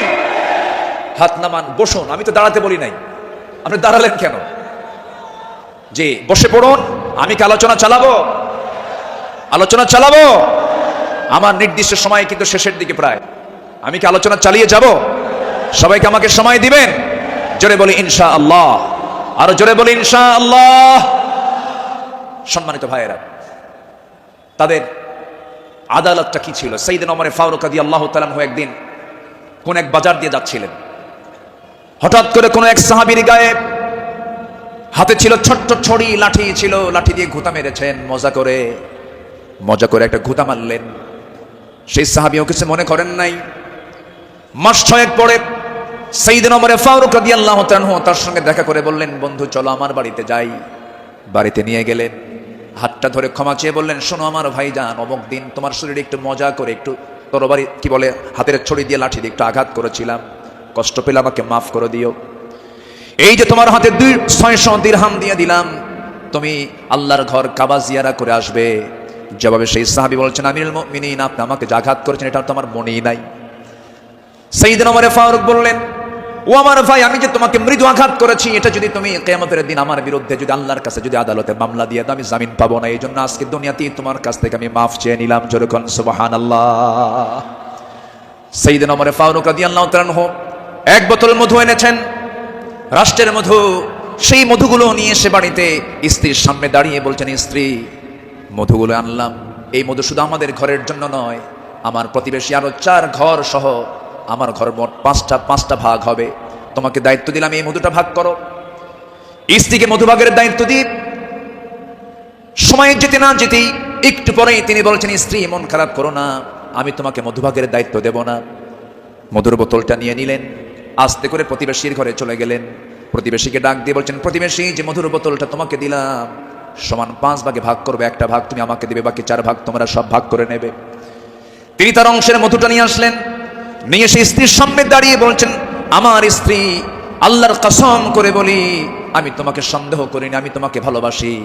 আমি রাষ্ট্র চালাই, তুমি আমার পরিবারে চালাও, সন্তানাদির দিকে খেয়াল করো, আমার বড় উপকার তুমি করো। আমি তোমাকে সন্দেহ করে তোমার হাত থেকে মধুর বোতল আমি নেই নাই। আমি নিয়েছি এই কারণটা হলো, এই যে মধু তুমি যখন ভাগ করতে যাবে, যদিও সমান ভাগে ভাগ করবে, কিন্তু মধু হলো তরল জিনিস। এই তরল মধু ভাগ করতে নিয়ে তোমার হাতে যতটুকুন মধু লেগে যাবে, 1 ফোঁটা হোক, 2 ফোঁটা হোক, 3 ফোঁটা হোক, এতটুকুন মধু আমাদের ভাগে বেশি আসুক এটা চাই নাই। মনে করে মধু ভাগের দায়িত্ব আমি অন্যের কাঁধে চাপাইয়া দিয়েছি। জোরে বলি আল্লাহু আকবার। ইন্নাল্লাহা ইয়া'মুরু বিল আদল ওয়াল ইহসান। আল্লাহু আকবার বলি। নাম্বার 4 হলো 10টা পয়েন্ট, একটু কান লাগান, খরগোশের মতো কানটা একটু খাড়া করে মনোযোগ দিয়ে সবাই মনোযোগ দিয়ে শুনুন। নাম্বার 4 হলো শ্রেষ্ঠদের কাতারে থেকেও নিরহংকার হয়ে অসহায় সাধারণের সাথে মিশে যাওয়া সাহাবে কেরামদের বৈশিষ্ট্য ছিল, আমার নবীর বৈশিষ্ট্য ছিল। আল্লাহ রাব্বুল আলামিন অর্ডার করেছেন, ওয়াখফিদ জানাহাকা লিমান ইত্তাবা'আকা মিনাল মুমিনিন। সূরা শুআরা 215 নম্বর আয়াত। মুমিনদের মধ্যে যারা তোমার অনুসরণ করে তাদের প্রতি তোমার বাহুকে অবনত করো, তাদের জন্য তুমি সুন্দর করে তাদের পাশে দাঁড়িয়ে যাও, দিলটা নরম করে তাদের সঙ্গে কথা বলো। জোরে বলি সুবহানাল্লাহ। আমার বন্ধুগণ, এই ব্যাপারে আমার নবী সবার আগে তিনি এগিয়ে এসেছেন। ঈদের দিন আমার নবীজি দেখেন জীর্ণ শীর্ণ পোশাকের ছোট্ট একটা বাচ্চা কাঁদতেছে আর হাঁটতেছে। আমার নবীজি জড়িয়ে ধরলেন, কোলের মধ্যে তুলে বলছেন, কাঁদো কেন সন্তান, কি হয়েছে বলো? বাপ নাই মা নাই, দুইজনে দুনিয়া থেকে বিদায় নিয়েছেন। আমার নবীজি ধুলাই মলিন সন্তানটাকে, শিশুটাকে কোলের মধ্যে তুলে নিয়ে সোজা ঘরের মধ্যে ঢুকলেন। ঢুকে বলছেন, আয়েশা, বাচ্চা নিয়ে আসছি, সন্তান নিয়ে আসছি। ও কলিজার টুকরা সন্তান, এই যে মহিলাকে দেখতে পেতেছ আজকের থেকে, এটাই তোমার মা, আর আমি তোমার সামনে দাঁড়িয়ে আছি, আমি হলাম তোমার বাবা। আমার নবী ইতিমদের পাশে এমন করে সারা জীবন দাঁড়িয়েছেন, কারণ আল্লাহ রাব্বুল আলামিন তাকে অর্ডার করেছেন, আলাম ইয়াজিদকা ইয়াতীমান ফাআওয়া ووجدك ضالا فهدى ووجدك عائلا فأغنى فأما اليتيم فلا تقهر وأما السائل فلا تنهر وأما بنعمة ربك فحدث। আমার বন্ধুগণ, সাইয়েদনা আবু বকর সিদ্দিক রাদিয়াল্লাহু আনহুর খেলাফত আমল চলছিল। সাইয়েদনা আবু বকর রাদিয়াল্লাহু তাআলা আনহু সেই সময় যখন তিনি খেলাফত পেলেন, নতুন যখন তিনি দায়িত্ব পেলেন, খেলাফত গ্রহণ যখন তিনি করলেন, নতুন খলিফা হয়েছেন, এই খেলাফতের সংবাদ পেয়ে অনেকে আনন্দ প্রকাশ করছে, সুন্দর একজন খলিফা আমরা পেয়েছি। কিন্তু ওই মদিনার ছোট্ট একটা গ্রামের একজন মহিলা অঝরে ঝাড়ায় কাঁদতেছে, কান্নায় সে ভেঙে পড়ছে। সবাই বলল, মহিলা তুমি কান্দো কেন? ও নারী তুমি কান্দো কেন? ও মহিলা তুমি কান্দো কেন? কান্নার হেতুটা কি? সঙ্গে সঙ্গে মহিলা বলতেছে, কান্নার কারণ হলো এমন একজন ব্যক্তি খেলাফতের দায়িত্ব পেয়েছে, যে লোকটা আমার বাড়ির প্রত্যেকদিন ছাগলটা দহন করে যেত, ছাগলের দুধটা দহন করত। আজকে সে খেলাফতের দায়িত্ব পেল, কিন্তু আমার এই ছাগলের দুধটা দহন করার মতো লোক আর আমি পাবো না, এই জন্য আমি কান্দি। ওই মহিলার কান্না যখন সাইয়েদনা আবু বকরের কানে যখন সংবাদটা চলে গেছে, ওই মহিলার সামনে দাঁড়িয়ে বলছেন, মহিলা কেঁদো না, আমি খলিফার দায়িত্ব পেয়েছি, খেলাফতের দায়িত্ব পেয়েছি বলে তোমার দায়িত্ব আমি পালন করব না, ভুল কথা। আমার দায়িত্ব এটা রয়ে যাবে, আমার খেলাফতের দায়িত্ব রয়ে যাবে। জোরে করেন সুবহানাল্লাহ। ইবনে সাকার বলেন, সিরাত গ্রন্থে এসেছে, সাইয়েদনা আবু বকর সিদ্দিক রাদিয়াল্লাহু তাআলা আনহু, একটা গ্রাম ছিল, একটা পল্লী ছিল, ছোট্ট একটা মহল্লা ছিল। ওই মহল্লার প্রত্যেক ঘরে ঘরে গিয়ে সাইয়েদনা আবু বকর প্রত্যেক ঘরের ছাগলগুলোর দুধ তিনি দহন করে দিয়ে আসতেন। জোরে বলেন সুবহানাল্লাহ, আরো জোরে বলে সুবহানাল্লাহ। শ্রেষ্ঠত্বের কাতারে থেকেও নিরহংকারী হয়ে তারা জনগণের খাদেম ছিলেন, জনগণের খেদমত তারা করেছেন। রাতের বেলা একদিন তিনি খালি পায়ে হাঁটতেছেন। কি পায়ে বলেন? খালি পায়ে হাঁটতেছেন। সাইয়েদনা ওমর ফারুক দেখে বলছেন, আমিরুল মুমিনিন, আপনি খালি পায়ে হাঁটেন কেন? পাথরের আঘাতে আপনার চামড়া ফেটে তো রক্ত বের হয়ে যাবে, আপনি আহত হয়ে পড়বেন, রক্তাক্ত হয়ে যাবেন। তিনি বলছেন, ভাই ওমর, এই রাতের গভীর রাত্রিতে, গভীর নিশীথে আমি যদি জুতা পায়ে হাঁটতে যাই, পাথরের সাথে জুতার একটা আঘাত লাগবে, একটা শব্দ সৃষ্টি হয়ে যাবে। এই শব্দে যদি আমার নাগরিকেরা যদি ঘুমের ব্যাঘাত হয়, কিয়ামতের দিন আমাকে তার জন্য আসামির কাঠ গড়ায় দাঁড়াতে হবে। জোরে বলি আল্লাহু আকবার। ঢাকা থেকে নেতা আসিতেছেন চট্টগ্রাম, ঢাকা চট্টগ্রামের রোড 4 ঘন্টা বন্ধ। এমন নেতৃত্ব আমরা চাই না। আমরা শাসক দেখতে চাই, জনগণের শাসক, ঠিক কিনা? আমরা কিসের শাসক দেখতে চাই? যাকে দেখলে ওমরের কথা মনে হবে, যাকে দেখলে আবু বকরের কথা মনে হবে, যাকে দেখলে ওসমানের কথা মনে হবে। একটা ওমর আল্লাহ পাক তুমি বাংলার জমিনে দিয়ে দাও। জোরে বলি আল্লাহুম্মা আমিন। সাইয়েদনা আবু বকর সিদ্দিক রাদিয়াল্লাহু তাআলা আনহু, খেলাফত মানে কি? একটা দেশের তিনি রাষ্ট্রপ্রধান। রাতের বেলা তিনি চলে গেছেন হলো প্রতিবেশীর ঘরে। কোন প্রতিবেশী? যে প্রতিবেশীর স্বামী নাই, ছেলে নাই, মেয়ে নাই। যেই মহিলার তিনি খেদমত করতে গেছেন তার চোখটাও নাই, বয়োবৃদ্ধ কেন, বৃদ্ধ একজন নারী, সচেতন একজন নারী। তিনি তার খেদমত করার জন্য খেলাফতের দায়িত্ব পাওয়ার পরও তিনি চলে গেছেন। দরজায় নক করেছেন, খেদমত করলেন, বের হয়ে আসছেন। পরের রাত্রিতে সাইয়েদনা ওমর ফারুক রাদিয়াল্লাহু আনহু তিনি ভাবলেন, আমার ভাই আবু বকর তো খেলাফতের দায়িত্ব পেয়েছেন, উনি কি খেদমত করতে পারছেন কিনা জানি না। উনি চলে গেছেন খেদমত করার জন্য। দরজায় তিনি নক করেছেন, বুড়িমা, আপনার খেদমতের জন্য আমি এসেছি, আমি ওমর আসছি। কে প্রয়োজন নেই। কেন? কিছুক্ষণ আগে একজন খেদমত করে চলে গেছে। উনি ভাবলেন যে খেদমতটা কে করতে পারে। পরপর তিনি 3 রাত ওই বুড়ি মহিলার ঘরের পাশে গিয়ে আড়ালে তিনি দাঁড়ালেন, খুঁজে পাচ্ছেন না, কখন ঢোকে তাও টের পাওয়া যায় না। তৃতীয় রাত্রিতে তিনি বুঝতে পারলেন একটা মানুষ খালি পায়ে ভিতরে ঢুকলো, কিন্তু অন্ধকার তো দেখতে পান নাই। ভিতরে ঢুকে খেদমত করে বের হতে নিলেই পিছন দিক থেকে ওমর ফারুক তার হাত চেপে ধরেছেন।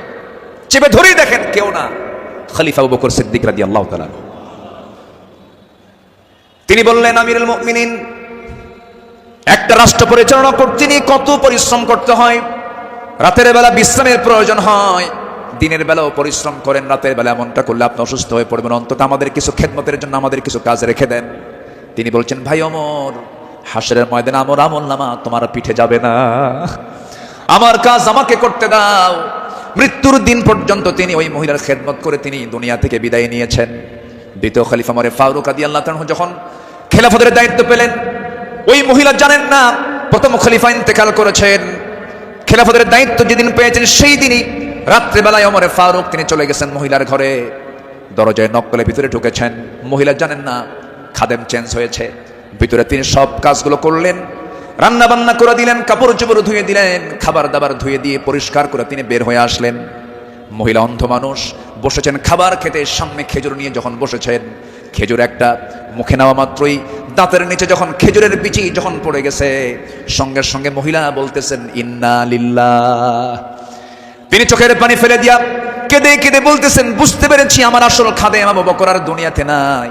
আমার আবু বকর যখন আমার খেদমত করতে আসতো, যখন সে খেজুরগুলো আমাকে ধুয়ে দিত, শুধু ধুয়েই দিত না, খেজুরগুলো ধুয়ে ভিতরের যে বিচিগুলো আছে বিচিগুলো সরায় আমার সামনে রেখে দিত, যেন আমার খেতে কোনো কষ্ট না হয়। জোরে বলে সুবহানাল্লাহ, আর জোরে বলে সুবহানাল্লাহ। শাসক ছিলেন, শাসকের কাতারে থেকেও তারা নিরহংকারী হয়ে জনগণের সেবা করেছেন। আল্লাহু আকবার বলে। সাইয়েদনা ওমর ফারুক রাদিয়াল্লাহু তাআলা আনহু, তিনি যেদিন শাসনভার তার কাছে আসে, তার কাঁধে যখন আসে, সেই দিন থেকে নিয়ে শুরু করে মৃত্যুর দিন পর্যন্ত কোন রাত তার পিঠটা তার বিছানার সঙ্গে লাগাতে দেননি। দিন দিন শুকায় যাচ্ছিলেন। বলা হলো, আপনি শুকায় যাচ্ছেন কেন? তিনি বললেন কেঁদে কেঁদে, তোমরা আমাকে এমন দায়িত্ব দিয়েছো যে দায়িত্ব আমাকে স্বাস্থ্যহীন বানিয়ে দিয়েছে। পরকালীন জবাবদিহিতার অনুভূতি ছাড়া একটা শাসক কখনো ভালো হতে পারে না। আসতে বলবেন না, জোরে বলুন ঠিক কিনা? অতএব সেই গদির সমস্যার সমাধানের জন্য আমরা চাই যোগ্য, সৎ, আল্লাহওয়ালা, কোরআন প্রেমিক একজন শাসক আমরা চাই। আল্লাহ কবুল করুন, আল্লাহ কবুল করুন। এই কথাটা কেন বললাম? কারণ এখন যে সরকারটা আছে এটা কি স্থায়ী না অস্থায়ী? এই জন্য আলোচনার মধ্যে এই ফাঁকে এই কথাটা একটু বলে ফেললাম। সম্মানিত ভাইয়েরা, আমার সময় তো ফুরে যাচ্ছে, আমাকে শেষ করতে হবে। শেষ কি করে দেব? আলোচনা চলুক, হুজুর মরুক। জি, জোরে বলি ইনশাআল্লাহ। জি, আল্লাহ কবুল করুন, জোরে বলি আমিন। নাম্বার 5, সকল দুর্নীতি এবং অন্যায়ের বিরুদ্ধে কঠোর অবস্থান। আমার নবীরও ছিল, সাহাবে কেরামদের মাঝে এই বিষয়ে তারা খুব সতর্ক থাকতেন। আল্লাহ রাব্বুল আলামিন বলেন, ওয়ালা তাকুলু আমওয়ালাকুম বাইনাকুম বিল বাতিলি ওয়া তুদলু বিহা ইলাল হুক্কামি লিতাকুলু ফারীকাম মিন আমওয়ালিন নাসি বিল ইসমি ওয়া আনতুম তা'লামুন। জোরে বলুন আল্লাহু আকবার। তোমরা নিজেদের মধ্যে পরস্পরের সম্পদ অন্যায়ভাবে গ্রাস করো না, তা বিচারকদের নিকট উপস্থাপন করো না, যাতে অন্যের সম্পদের কিছু অংশ পাপের মাধ্যমে গ্রাস করতে পারো, যদিও তোমরা জানো কার কথা। আসতে বলবেন না, কার কথা? আরেক জায়গায় বলছেন, লা তাকুলু, তোমরা খেতে যেও না। কি খেতে যেও না? কুলু মিন তাইয়্যিবাত, পবিত্র খাবে, হারাম কিছু খাবে না। লা তাকুলুর রিবা আদআফান মুদাআফা আহাল্লাল্লাহুল বাই'a ওয়া হাররামান রিবা। বিভিন্ন জায়গাতে আল্লাহ পাক ক্লিয়ার কথা বলে দিয়েছেন। আমার বন্ধুগণ, সাহাবে কেরাম দুর্নীতি কেমন করে বন্ধ করা যায়, অন্যের বিরুদ্ধে কেমন কঠোর হতে হয়, তা বাস্তব জীবনে তা দেখিয়ে দিয়েছেন। বাস্তব জীবনে আল্লাহ রাসূল তা বুঝিয়ে দিয়েছেন। বিচার কেমনে করতে হয়, বিচারের রায় কেমনে নামাতে হয়, তাও রাসূল শিখিয়ে দিয়েছেন। বিচার কি সবার জন্য অসমান না সমান? আইন সবার জন্য সমান। আমার নবীজি বসে আছেন, একটা বিচার আসলো। এক সম্ভ্রান্ত পরিবারের মহিলা, কন্যা সন্তান চুরি করে ধরা পড়েছে। রাসূল বললেন, কোনো কথা নাই, হাত কাটো, হাত কেটে ফেলো। রাসূল অর্ডার দিলেন। আমার নবীর উপরে কথা বলার কোনো সাহস কারো নাই। ওই সম্ভ্রান্ত পরিবারের লোকজন এসে সাইয়েদনা ওমর ফারুককে বিভিন্ন কিছু বুঝাইয়া দিয়ে বলছেন, আপনি যদি রাসূলকে সুপারিশ করেন হয়তো রাসূল শুনতে পারেন। সাইয়েদনা ওমর ফারুক এসে আমার নবীর সামনে দাঁড়িয়ে বলছেন, ইয়া রাসূলুল্লাহ, যে মহিলার হাত কাটার অর্ডার দেওয়া হয়েছে সেটা সম্ভ্রান্ত পরিবারের, দেখুন তো কিছু করা যায় নাকি? আমার নবীজি সেই সময় আল্লাহর কসম করে বলেন, আল্লাহি, হে আমার ওমর, আল্লাহর কসম করে বলছি, এই চুরিটা যদি ওই সম্ভ্রান্ত পরিবারের মেয়ে ফাতিমা না হয়ে যদি কলিজার টুকরা মেয়ে আমার ফাতিমা বিনতে মুহাম্মদ হতো, যদি এটা প্রমাণ হয়ে যেত, লাকাতাতু ইয়াদাহা, আমি রাসূল নিজে তার হাতটা ধরে কেটে দিতাম। আল্লাহু আকবার। দুর্নীতির কোনো সুযোগ সেই সমাজে ছিল না, কারণ যারা বিচার করেছেন তারা ছিলেন হলো সৎ বিচারক। আমরা সৎ শাসক, সৎ বিচারক দেখতে চাই। আর সৎ শাসক এবং সৎ বিচারক সৃষ্টি তখনই হতে পারে যারা কোরআন সমাজে চায়। যারা সমাজে কি চায়? কোরআন চায়। সাইয়েদনা ওমরে ফারুক রাদিয়াল্লাহু তাআলা আনহু, যে সময় তিনি খলিফাতুল মুসলিমিন, ইরাকের গভর্নর ছিলেন হলো আবু মুসা আশআরী রাদিয়াল্লাহু তাআলা আনহু। তিনি করলেন কি, তিনি একদিন মদিনায় এসে সাইয়েদনা ওমরে ফারুক রাদিয়াল্লাহু আনহুর জন্য এবং তার স্ত্রী আতিকা রাদিয়াল্লাহু আনহার জন্য কিছু কাপড় চোপড় উপঢৌকন স্বরূপ নিয়ে আসলেন। নিয়ে এসে তার সামনে দাঁড়িয়ে বলছেন, আমিরুল মুমিনিন, আপনার জন্য এই যে আপনার জন্য কিছু কাপড় উপঢৌকন নিয়ে এসেছি। তিনি মুস্কি হাসি মারলেন। মুস্কি হাসি মেরে বললেন, আমার গভর্নর আবু মুসা আশআরী, তুমি আমার জন্য এই যে উপঢৌকনগুলো নিয়ে এসেছো, হাদিয়া নেওয়া সুন্নাত, হাদিয়া দেওয়া সুন্নাত, তাহাদু তাহাব্বু, ভালো কথা, এটা সাধারণ ব্যক্তিদের মাঝে হতে পারে, কিন্তু আমি শাসক, আমি যদি আজকে তোমার এই উপঢৌকন গ্রহণ করি, ঘোষের পর্যায়েও যেতে পারে, আমি এটা গ্রহণ করব না। আল্লাহু আকবার বলেন। না গ্রহণ করে তার হাদিয়াটাকে, উপঢৌকনটাকে তিনি ফেরত দিয়েছেন। শাসকের কাতারে থেকে এমন উপঢৌকন নাও আমি জায়েজ মনে করি না, বললেন ওমর ফারুক রাদিয়াল্লাহু তাআলা আনহু। আল্লাহু আকবার। সম্মানিত ভাইরা, সম্মানিত বন্ধুগণ, নাম্বার 6 হলো নির্ভীকতা এবং মহান আল্লাহর উপরে দৃঢ় তাওয়াক্কুল করা। এটা ছিল আমার নবী এবং সাহাবে কেরামদের সারা জীবনের আমল ছিল। জীবনে তারা চুল পরিমাণ কোনো ভয় পান নাই। আমরা কি ভয় করব কাউকে? কাকে ভয় করব? আল্লাহ ছাড়া কাউকে ভয় করা জায়েজ আছে? আল্লাহকে ছাড়া কাউকে ভয় করা কি জায়েজ আছে? আমার নবীজি কোন এক যুদ্ধের ময়দানে যাবেন, একটা গাছের নিচে তিনি শুয়ে পড়লেন, বাবলা গাছ। বাবলা গাছের ডালে তরবারি রেখে তিনি বিশ্রাম নিচ্ছিলেন। হঠাৎ করে এক বেদুইন এসে আমার নবীর সেই তলোয়ারটা তার হাতে তুলে নিয়ে বলতেছে, মুহাম্মদ, আমার হাতে তোমার জীবন, আমি তোমাকে এখন হত্যা করতে পারি। এই কথা বলা মাত্রই বলতেছে, এখন তোমাকে কে বাঁচাবে?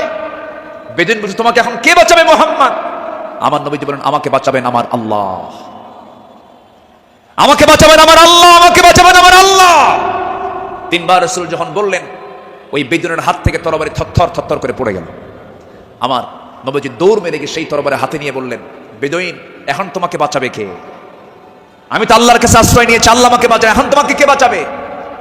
বেদুইন তার চোখের পানি আটকাতে না পেরে আমার নবীর সামনে দাঁড়িয়ে বলছে, আপনি সত্যি আল্লাহর রাসূল, আপনি আমাকে পড়িয়ে দেন লা ইলাহা ইল্লাল্লাহ, ফাইদা আযামতা ফাতাওয়াক্কাল আলাল্লাহ ওয়া কাফা বিল্লাহি ওয়াকিলা, ইন্নাল্লাহা ইউহিব্বুল মুতাওয়াক্কিলিন ওয়া মান ইয়াতাওয়াক্কাল আলাল্লাহ ফাহুয়া হাসবুহ। যে ব্যক্তি আল্লাহর প্রতি তাওয়াক্কুল করবে, আল্লাহ তার জন্য যথেষ্ট হয়ে যান। আমাদের ভরসা রাশিয়া নয়, আমেরিকা নয়, ইন্ডিয়া নয়, চায়না নয়, আমাদের কার প্রতি ভরসা করার দরকার। আমাদের ভরসা কে? আসতে বলবেন না, তিনি কে? আমাদেরকে বাঁচাবেন তিনি, যার হাতে আমাদের প্রাণ, তিনি সে আল্লাহ আমাদেরকে বাঁচাবেন। আল্লাহ কবুল করুন, জোরে বলি আমিন। ইসলাম গ্রহণ করেছেন 41 নম্বরে সাইয়েদনা ওমর ফারুক রাদিয়াল্লাহু তাআলা আনহু। ইসলাম কবুল করেই রাসূলের সামনে তরবারি রাসূলের পায়ের কাছে রেখে বললেন, ইয়া রাসূলুল্লাহ, আমাদের মুসলমানদের সংখ্যা কত? আমার রাসূল বললেন, ওমর, সাহাবীর সংখ্যা মাত্র 40 জন, 40 থেকে 41 জন। সাইয়েদনা ওমর ফারুক বলেন, এটাই বিশাল সংখ্যা। আজকে আমরা কাবার চত্বরে গিয়ে প্রকাশ্যে ঘোষণা করব লা ইলাহা। কোন সাহাবী বললেন? বলেন কোন সাহাবী? আজকে এক সাহাবীর ইতিহাসটা একটু বেশি টানলাম, প্রসঙ্গটা চলে আসলো। তিনি বলে ফেললেন, কি পরিমাণ সাহস হতে পারে! সাহসের পিরামিড।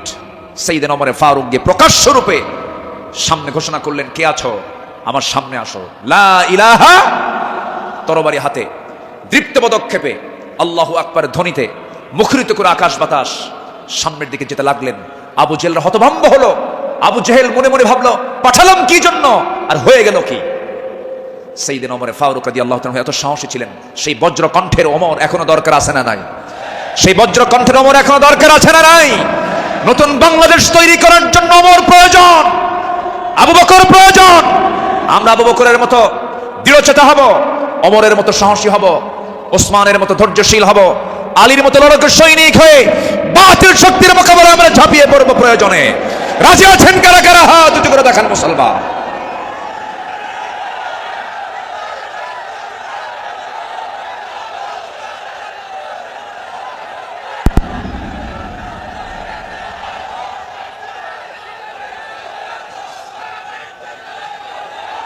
আল্লাহ কবুল করেন, জোরে বলে আমিন, আরো জোরে আমিন। আল্লামা ইকবাল এই জন্য সাহাবাদের ভূমিকা বর্ণনা করে বর্তমান সময়ের মুসলিমদের দুরবস্থা নিয়ে আফসোস করে তিনি একটা লাইন বলেছেন। তিনি কি বলেছেন? सफहावर से बातिल को मिटाया किसने, नोए इंसान को गुलामी से छुड़ाया किसने, मेरे काबे को ज़मीनों से बचाया किसने, मेरे कुरान को सीनों से लगाया किसने, थे तू अबाओ तुम्हारे ही मगर तुम क्या हो, हद पर हद दहरे मुंतज़िरे फरदा हो। কবি, বিশ্বকবি আল্লামা ইকবাল তিনি বলছেন, যারা এসব অসার বাতিল দূর করেছে জগৎ হতে, ছাড়িয়েছে মানব কুলে দাস গোলামির কবল হতে, কাবা ঘরে সেজদা করার জাগলো প্রথা যাদের সাথে, বুকে কোরআন ধারণ করা শিখল জগৎ যারা যারা হাতে, তারা তোদের পূর্বপুরুষ আর আজিকে তোমাদেরকে হয়ে ইন্তেজারি করছে বসে হাতের উপর হাতটি রেখে। আফসোস করে তিনি বলছেন, সাহাবীরা কি করে গেলেন আর তোমরা কি করছো? তোমরা এক একটা ওমর হয়ে যাও, এক একটা আবু বকর হয়ে যাও, জান্নাত পাওয়ার জন্য সাহাবীদের অনুসরণটাই তোমার জন্য যথেষ্ট হয়ে যাবে। জোরে বলি সুবহানাল্লাহ। নাম্বার 7 হলো নিজ দায়িত্বের ভারে অস্থির চিত্ততা নিয়ে আমার রাসূল চলতেন, সাহাবে কেরামও চলতেন। আমার নবীজি বিদায় হজের ভাষণের দিন আমার নবীজি কেঁদে অস্থির হয়ে যাচ্ছিলেন। সাহাবে কেরামকে লক্ষ্য করে বলছেন, ওয়া আনতুম তুসআলুনা আন্নী ফামা আনতুম কাইলুন, আমার ব্যাপারে প্রশ্ন করা হলে তোমরা কি বলবে? সাহাবীরা বললেন, নাশহাদু আন্নাকা ক্বাদ বাল্লাগতা ওয়া আদাইতা ওয়া নাসাহতা, আমরা সাক্ষ্য দেব আপনি দায়িত্ব পালন করেছেন, আপনি উপদেশ দিয়েছেন। এই কথা শুনে আমার নবীজি শাহাদাত আঙ্গুলি উঁচু করে আকাশের দিকে লক্ষ্য করে আল্লাহকে বলছেন, আল্লাহুম্মা শাহাদ, আল্লাহুম্মা শাহাদ, আল্লাহুম্মা শাহাদ, আল্লাহ তুমি সাক্ষী থাকো, আল্লাহ তুমি সাক্ষী থাকো, আমার সাহাবীরা আমার পক্ষে কথা বলছে। আল্লাহু আকবার বলেন। নিজের দায়িত্ব নিয়ে রাসূল খুব অস্থির চিত্ততা প্রকাশ করতেন মাঝে মাঝে। আমার বন্ধুগণ, আমার নবীজি মাঝে মাঝে এত পরিমাণ কাঁদতেন, কান্নার পরিমাণ এত হতো, আমার নবীজি যখন সেজদায় পড়ে যেতেন না, সেই শরীফের হাদিস এসেছে, পানি গরম হলে পরে টকবক যেমন আওয়াজ হয়, ফুটন্ত পানি যেমন টকবক টকবক আওয়াজ করে, আমার নবীজি সেজদার সময় এত পরিমাণ কাঁদতেন। আমার নবীজির সেজদার সময় যে মুখ থেকে কান্নার আওয়াজটা বের হতো টকবক করা পানির মতো, এত কাঁদতেন তিনি। কেন কাঁদতেন? কি জন্য কাঁদতেন?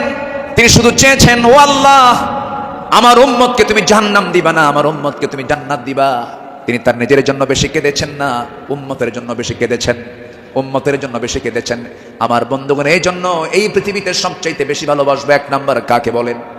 আসতে বলবেন না কাকে। নাম্বার 2 হচ্ছে মুহাম্মদ সাল্লাল্লাহু আলাইহি ওয়াসাল্লামকে আমরা ভালোবাসবো। তিনিও ভালোবেসেছেন। আমার ভাইয়েরা, আমার বন্ধুগণ, নাম্বার 8 হলো আদর্শ নেতৃত্বের অনুতুলনীয় আলোকচ্ছটাই সাহাবে কেরাম। সাহাবে কেরামকে আল্লাহ রাব্বুল আলামিন অনেক সম্মান দান করেছেন। লাকাদ আরসালনা রুসুলানা বিল বাইয়িনাতি ওয়া আনজালনা মাআহুমুল কিতাবা ওয়াল মিজানা লিয়াকুমান নাসু বিল কিসত। জোরে বলুন আল্লাহু আকবার। আমার বন্ধুগণ, সময় যেহেতু কম, শেষের দিকে আস্তে আস্তে চলে যাচ্ছি। নাম্বার 9 হলো তাকওয়ার উজ্জ্বল দৃষ্টান্ত ছিলেন আমার নবী এবং সাহাবে কেরাম। লাকিনিল্লাযীনা তাকাও রাব্বাহুম লাহুম জান্নাতুন তাজরি মিন তাহতিহাল আনহার আল-আনহারু খালিদিনা ফিহা নুজুলাম মিন ইনদিল্লাহ ওয়া মা ইনদাল্লাহি খায়রুল লিল আবরার। জোরে বলুন আল্লাহু আকবার। যারা নিজেদের প্রতিপালককে ভয় করে চলে, তাদের জন্য আছে এমন সব উদ্যান, এমন সব জান্নাত যারা তলদেশ দিয়ে নহর প্রবাহিত। আল্লাহর পক্ষ থেকে অতিথিয়তা স্বরূপ তারা সর্বদা সেখানে থাকবে। আল্লাহর নিকট যা কিছু আছে পুণ্যবানদের জন্য তাই হলো শ্রেষ্ঠ। জোরে বলি সুবহানাল্লাহ। তাকওয়া কাকে বলে সাহাবে কেরাম শিখিয়েছেন, তাকওয়া কাকে বলে আম্বিয়া কেরাম শিখিয়েছেন। বিশেষ করে আমার নবীজি তাকওয়ার তিনি মূর্ত প্রতীক ছিলেন। আমার বন্ধুগণ, নাম্বার 10 হলো, নাম্বার 10 সর্বশেষ যেটা, সেটা হলো আল্লাহর কাছে বিনম্র চিত্তে অশ্রু ঝরানো, চোখের পানি ফেলে ফেলে কাঁদা। এই দুনিয়াতে আমি যখন জন্ম নিয়েছি আমার প্রথম ভাষা ছিল হাসা না কাঁদা, হাসি না কান্না। মার পেট থেকে দুনিয়াতে এসে আমি কেঁদেছি না হেসেছি? কেঁদেছি। মূলত এই জায়গাটা হলো, এই দুনিয়াটা হলো কান্নাকাটি করার জায়গা। হাসির জায়গা হলো জান্নাত। আনন্দের জায়গা হলো জান্নাত। জান্নাতে গিয়ে বান্দার জীবনের সমস্ত আনন্দ সেই জান্নাতই সে ভোগ করবে। হুজিবাতুল জান্নাতু বিল মাকারিহ, হুজিবাতুন নারু বিশ শাহাওয়াত। আমার বন্ধুগণ, আমার নবীজি যখন কাঁদতেন, অস্থির হয়ে যেতেন, তার চোখের কোনা বেয়ে বেয়ে টপ টপ করে পানি পড়তো, দাড়িগুলো ভিজে যেত, কপাল ফুলে যেত, হাঁটুগুলো ফুলে যেত। ঘন্টার পরে ঘন্টা সেজদায় পড়ে কেঁদেছেন, কারণ আল্লাহ পাক তার শানে বলেছেন, ওয়া মিনাল লাইলি ফাতাহাজ্জাদ বিহি নাফিলাতাল লাক আসা আন ইয়াবআসাকা রাব্বুকা মাকামান মাহমুদা। জোরে বলুন আল্লাহু আকবার। আরেক জায়গায় বলছেন, ওয়াল্লাযীনা ইয়াবিতুনা লিরাব্বিহিম সুজদান ওয়া কিয়ামা والذين يقولون ربنا اصرف عنا عذاب جهنم إن عذابها كان غراما إنها ساءت مستقرا ومقاما। আল্লাহর যারা বান্দা হবে, রাত গভীর হয়ে যাবে, সবাই ঘুমের সাগরে হাবুডুবু খাবে, কিন্তু আল্লাহর পছন্দের বান্দা যারা, তারা তো জানেই আল্লাহ সব সময় প্রথম আকাশে আসেন না। আল্লাহ তাআলা প্রথম আকাশে আসেন কোন সময় বলুন? কোন সময়? কোন সময়? কোন সময়? কোন সময়? শেষ রাত্রিতে চলে আসেন। ফিস সামাঈদ দুনিয়া আলা মিন মুস্তাগফিরিন ফাগফির লাহ। কোন ক্ষমা প্রার্থী আছে আমার কাছে ক্ষমা চাবে, সেই সময় আল্লাহ পাক দুনিয়ার আকাশে চলে আসেন। আল্লাহর পছন্দের বান্দা এই চান্সটা ছেড়ে দেন না। শেষ রাত্রে উঠে চোখের পানি ফেলে শিশুর মতো যারা কান্দাকাটি করবে, আল্লাহর কাছে যারা রোনাজারি করবে, আপনি কি জানেন 7 সমুদ্রের পানি দিয়ে জাহান্নাম নিভতে পারে না, কিন্তু বান্দা যদি আল্লাহর ভয়ে এক ফোঁটা চোখের পানি ফেলতে পারে, এক ফোঁটা চোখের পানি 7টা জাহান্নামকে নিভাইয়া দিতে পারে। আমরা কাঁদবো কার কাছে? আসতে বলবেন না, কাঁদবো কার কাছে? পৃথিবীতে কান্নাকাটি করার জায়গা কয়টা? বলেন কয়টা জায়গা? এক জায়গা। কার কাছে? আল্লাহর কাছে আমরা চোখের পানি ফেলে ফেলে কাঁদবো, আল্লাহর কাছে আমরা রোনাজারি করব। পৃথিবীর মানুষের কাছে কাঁদবেন, কেউ বলবো ফিরাতে এমনি কান্দে, কোন একটা লক্ষ্য আছে, মতলব খারাপ, কত কি বলবে। স্বামী তার বউয়ের কাছে কাঁদবে, বউ তার স্বামীর কাছে কাঁদবে, ছেলে বাবার কাছে কাঁদবে, বাবা ছেলের কাছে কাঁদবে, সেখানে কিছু স্বার্থ থাকতে পারে। কিন্তু বান্দা যদি শুধুমাত্র আল্লাহর জন্য কাঁদতে পারে, আল্লাহ রাব্বুল আলামিন তার বান্দার সেই কান্নার পরিপূর্ণ জাযা, পরিপূর্ণ পুরস্কার সেই বান্দার হাতে তুলে দিবেন। এই জন্য আমরা চোখের পানি খরচ করব কার জন্য? আসতে বলবো না, কার জন্য আমরা খরচ করব? ইন্নাল্লাযীনা উতুল ইলমা মিন ক্বাবলিহি ওয়া ইযা ইউতলা আলাইহিম ইয়াখিরুনা লিল আযকানি সুজদা। সূরা বনী ইসরাঈল 107 নম্বর আয়াত। যাদেরকে এর পূর্বে জ্ঞান দান করা হয়েছে, তাদের সামনে যখন আবৃত্তি করা হয়, তখন তারা বিনয়ের সাথে কাঁদতে কাঁদতে ভূমিতে জমিনে তারা লুটিয়ে পড়ে। ইয়াখিরুনা লিল আযকানি সুজদা। এই জন্য আমরা কাঁদবো। চোখের পানি যদি ফেলতে চাই, একমাত্র ফেলবো আমরা কার জায়গায়? কার কাছে? বলেন কার কাছে? কার কাছে? আল্লাহর কাছে। সাইয়েদনা ওমর ফারুক রাদিয়াল্লাহু তাআলা একদিন বসে আছেন, তার পাশে এক সাহাবী বসে একটা হাদিস বর্ণনা করছিলেন। মিসকাল হাববাতিন মিন কিবার, যার মধ্যে যাররা পরিমাণ অহংকার কাজ করবে, লা ইয়াদখুলুল জান্নাহ, সে ব্যক্তি জান্নাত পাবে না। ওমর ফারুক সেই জায়গা থেকে লাফ মেরে গিয়ে জমিনে লুটিয়ে পড়লেন। গোটা শরীর তিনি ধুলায় মলিন করলেন, আর বলেন, ওমর, তোকে মানুষ খলিফা বলে, তোকে মানুষ শাসক বলে, ওমর তোর মধ্যে মনে হয় অহংকার ঢুকে গেছে, আল্লাহ তোকে মাফ করবে না। আকাশের দিকে দুটো হাত তুলে আফসোস করে বলছেন, আকাশের মালিক আল্লাহ, তুমি যদি গোটা দুনিয়ার সমস্ত মানুষকে তুমি যদি জান্নাত দিয়ে দাও, আর একজন ব্যক্তিকে যদি জাহান্নাম দিয়ে দাও, আমার মনে হয় আমি ওমর সে একজন ব্যক্তি, জাহান্নাম আমি যাব মনে হয়, আমার সে আমল নাই, আল্লাহ আমাকে মাফ করে দিও, আল্লাহ আমাকে ক্ষমা করে দিও। এরকম করে তারা আল্লাহর সামনে চোখের পানি ফেলে ফেলে কেঁদেছেন। একজন সাহাবীর কাছে মুনাফিকের তালিকা ছিল, সেই সাহাবীর কাছে মাঝে মাঝে ওমর ফারুক যেতেন, গিয়ে বলতেন, ভাই ওমর, দেখো তো মুনাফিকের তালিকার মধ্যে আমি ওমর, আমার নামটা আছে নাকি? আমার নামটা আছে নাকি? সাহাবী বলতেন, ভাই ওমর, আপনার নাম থাকবে কেন? আপনি তো জান্নাহ, ওমর ফিল জান্নাহ। তিনি উত্তরে বলতেন, ভাই রে, আমার মন বলছে কেন যেন মনে হয় আমি কি মুনাফিকের কাতারে চলে গেলাম কিনা। কি চিন্তা তাদের মধ্যে কাজ করতো, কার ভয়, কার ভয়, কার ভয়? আসতে বলবেন না, কার ভয়? সবাই কি তাহাজ্জুদের নামাজ পড়তে রাজি আছেন? 5 ওয়াক্ত নামাজ পড়ার দরকার নাই? হ্যাঁ, কি দরকার আছে কিনা বলেন? তাহলে 5 ওয়াক্ত নামাজও পড়বো, এবং স্পেশাল অফার, ওই সময় চোখের পানি ফেললে বান্দার কোনো দোয়া মিস হয় না, সেটা হচ্ছে কি? ওয়াল্লাযীনা ইয়াবিতুনা লিরাব্বিহিম সুজদান ওয়া কিয়ামা, যারা রাতটা কাটায় দেয় রুকুতে এবং সিজদার মধ্যে। কার কাছে? 5 ওয়াক্ত নামাজ পড়বেন কারা কারা? একটু হাত উঁচু করে দেখান তো, বলি দেখি, জোরে বলি ইয়া আল্লাহ, আরো জোরে ইয়া আল্লাহ। আমাদেরকে 5 ওয়াক্ত সালাত আদায় করার তৌফিক তুমি আল্লাহ দিয়ে দাও। জোরে বলি আমিন, আরো জোরে আমিন, আরো জোরে আমিন।